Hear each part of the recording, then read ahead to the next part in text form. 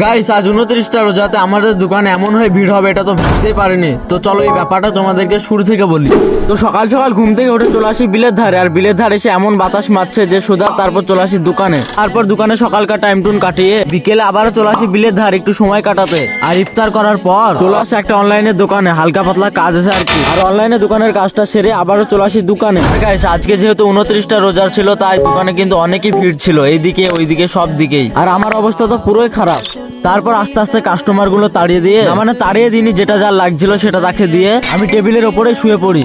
আর তারপর আমার পেটটাও ডাকতে লাগে, তাই সঙ্গে সঙ্গে নিয়ে চলে আসে রুটি আর তরকারি। আর রুটি আর তরকারি দেখে তো আমি সঙ্গে সঙ্গে খেতেও বসে পড়ি জমিয়ে। আর খাওয়ার পর পানি খেয়ে আমার পেটটা তো পুরো ঠান্ডা হয়ে যায়। আর গাইস আমাকে আগের ভিডিও ফলো করেছিল শাহিন এবং জাব্বার এবং ক্রিকেট এবং মেহবুব এবং রিয়া কুইন। তো তোমরা কি করছো? তোমরাও ফলো করো, তোমাদের নামও নেক্সট একটা ভিডিওতে বলবো। তো দেরি কিসের, ফাটাফাট ফলো করো আর আমার পাশে থাকো। আর হ্যাঁ, ভিডিওটা যদি ভালো লাগে তাহলে একটা লাইক দিতে ভুলো না।